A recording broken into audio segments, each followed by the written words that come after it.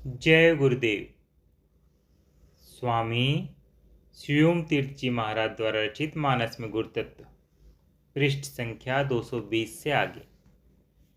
चौपाई। जनक राम गुर आयसु पाई, चले थल ही सिय देखी आई। अर्थ: जनक जी राम जी के गुरुदेव वशिष्ठ जी से आज्ञा लेकर अपने स्थान गए तो सीता जी को आए हुए देखा। अपने गुरुओं तथा वृद्धों से आज्ञा मांगकर उठकर जाना भारतीय परंपरा है। आजकल मनमाने ढंग से उठकर जाना या आकर बैठ जाना साधारण बात है, किंतु तुलसीदास जी जैसा सूक्ष्म दृष्टि संपन्न व्यक्तित्व इन छोटी छोटी बातों का भी ध्यान रखता है। चौपाई। गे नहाई गुर पही रघुराई, बंदी चरण बोले रुख पाई।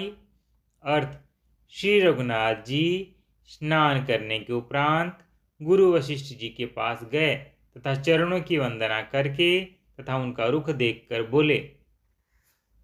स्नान करने के पश्चात गुरु को प्रणाम करने का विधान है।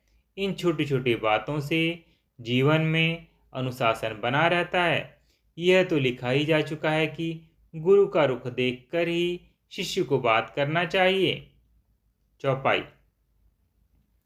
राम वचन गुर नृपहि सुनाए, सील सने सुहाए। महाराज अब कीजी सोई, सब कर धर्म सहित हित होई। अर्थ: गुरु जी ने राम जी के शील तथा स्नेह से स्वभाव से ही सुंदर वचन कह सुनाए और कहा कि महाराज अब वही कीजिए जिसमें सबका धर्म सहित हित हो।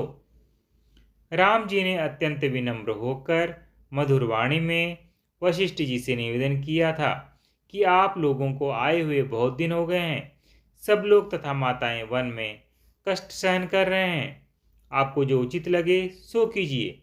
वशिष्ठ जी ने यही बात जनक जी को कह सुनाई, जिसमें राम जी का, भरत जी का तथा सब लोगों का धर्म सहित हित हो, वैसा करने को कहा।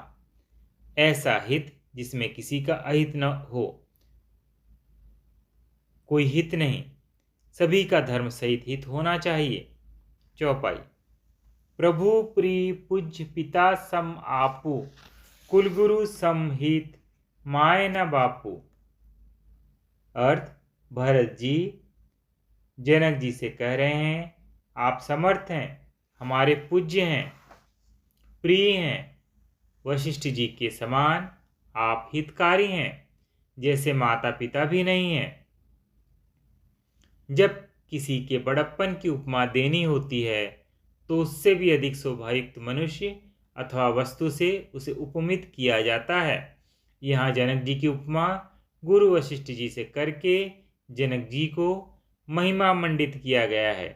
गुरु वशिष्ठ जी भी यहाँ गुरु तत्व का बहिर प्रतीक ही हैं। गुरु तत्व माता पिता से भी कहीं अधिक बढ़कर हितकारी है। दोहा। देवम प्रथम कुलगुरु गति देखी। अर्थ: देवताओं ने सर्वप्रथम कुलगुरु की प्रेम विह्वल दशा देखी। आजकल इसका प्रचलन कम हो गया है, अन्यथा पहले प्रत्येक परिवार का एक कुलगुरु तथा एक कुल देवता होता था। यह गुरु अनुभवी, विद्वान, तपस्वी तथा सूक्ष्म दृष्टि संपन्न हुआ करते थे। कुल के धार्मिक कृत्यों, सामाजिक उत्तरदायित्वों, पारिवारिक समस्याओं की देखभाल का उत्तरदायित्व संभालते थे। ऐसा माना जाता था कि इन कुल गुरुओं में गुरु तत्व प्रकाशित होता था तथा वे दूसरों को भी इसका अनुभव करा सकने में समर्थ थे। चौपाई। करी प्रणामु सब कह कर जोरे, राम राऊ गुरु साधु निहोरे। अर्थ: भरत जी ने प्रणाम कर सभी के प्रति हाथ जोड़े। राम जी, जनक जी, गुरु जी तथा साधु समाज को देखा। जिसका मन निर्मल हो तथा जो चाहता हो कि उसके मुख से शुभ वचन ही निकले तथा अवसर भी अस्थिर हो, तो मनुष्य ऐसे लोगों का ध्यान स्मरण करता है जो उसे सद्बुद्धि प्रदान करते हैं। स्पष्ट है कि श्री राम जी, जनक जी, गुरुदेव तथा साधु समाज से उत्तम इस समय दूसरा और कौन हो सकता था। इतने लोगों से भरी सभा में भरत जी की दृष्टि केवल इन्हीं पर गई। भरत जी ने इन्हें प्रत्यक्ष भी देखा तथा मन में भी इन्हीं को स्थापित कर बोलना आरंभ कर किया। इसे अपने मन को महापुरुषों के मन के साथ जोड़ना कहा जाता है, जिसमें महापुरुषों की चित्त स्थिति ध्यान स्मरण किया जाता है, अर्थात उनकी चित्त स्थिति के साथ तादात्म्य स्थापित कर उसका अवलंबन लेने का प्रयत्न किया जाता है। शक्तिपात में गुरु अपनी चित्त शक्ति के साथ शिष्य को तादात्म्य प्रदान करता है, जबकि यहाँ साधक की ओर से गुरु शिष्य का अवलंबन लेने के लिए प्रयत्न किया जाता है। तादात्म्य स्थिति हो जाने पर महापुरुषों के चित्त में विद्यमान शक्ति तथा सद्गुणों के से साधक का चित्त भी रंगा जाता है। हमारे पूर्वजों ने सतत विचार चिंतन तथा साधन के द्वारा अनेकानेक आंतरिक अनुभूतियों के पश्चात ही आध्यात्मिकता के गूढ़ सिद्धांतों की स्थापना की थी। सुप्त तथा सद्गुणी लोगों को संग करने में भी ये सिद्धांत काम करता है। तब चाहे अनचाहे महापुरुषों की चित्त शक्ति के साथ संयोग का प्रभाव धीरे धीरे मनुष्य ग्रहण करता रहता है। चौपाई। प्रभु पितु मातु श्रीहित गुरु स्वामी, पूज्य परम हित अंतर्यामी, सरल सुसाहिबु सिल निधानु, प्रणत पाल सर्वज्ञ सुजानु। अर्थ, हे प्रभु, आप पिता माता सुहृद अर्थात मित्र, गुरु, स्वामी, परम हितैषी तथा अंतर्यामी हैं। सरल श्रेष्ठ मालिक, शील के भंडार, शरणागत की रक्षा करने वाले, सर्वज्ञ तथा सुजान हैं। भरत जी ने विवेक रूपी नेत्रों से देखा कि इस समय सारा समाज प्रेम के रंग में पूर्णतया रंगा है। अतः उन्होंने श्री राम जी का ध्यान किया तथा अपनी बात आरंभ की। यहाँ भरत जी सीताराम के नाम पर गुरुतत्व के गुणों का वर्णन करते हैं। माता, पिता, मित्र, स्वामी, सब में गुरुतत्व ही सुशोभित हो रहा है।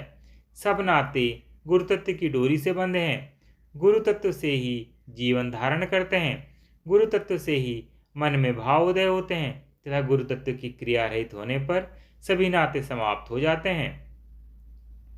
गुरु तत्व ही शरणागत वत्सल है। वही भावुक हृदय में तरंगित होकर शरण ग्रहण करता है तथा वही ईश्वरीय गुरु रूप ग्रहण कर रक्षा करता है। गुरु तत्व ही सच्चा हितैषी है, क्योंकि वही वासना तथा संस्कारों की निर्मलता का कारण है। चित्त शुद्धि ही परम हित है। गुरु तत्व ही अंतर्यामी है, क्योंकि वह हर एक चित्त में विराजमान है। मन के सभी विचारों, भावों एवं संकल्पों से अवगत है। उससे कोई बात छुपाई नहीं सकती। वह सरल है। उसमें कपट, स्वार्थ, छल छिद्र तथा अभिमान का लेश मात्र भी नहीं है। वह ऐसा स्वामी है जिसका कोई स्वामी नहीं है तथा जो अपनी प्रजा का पूरा पूरा ध्यान रखता है।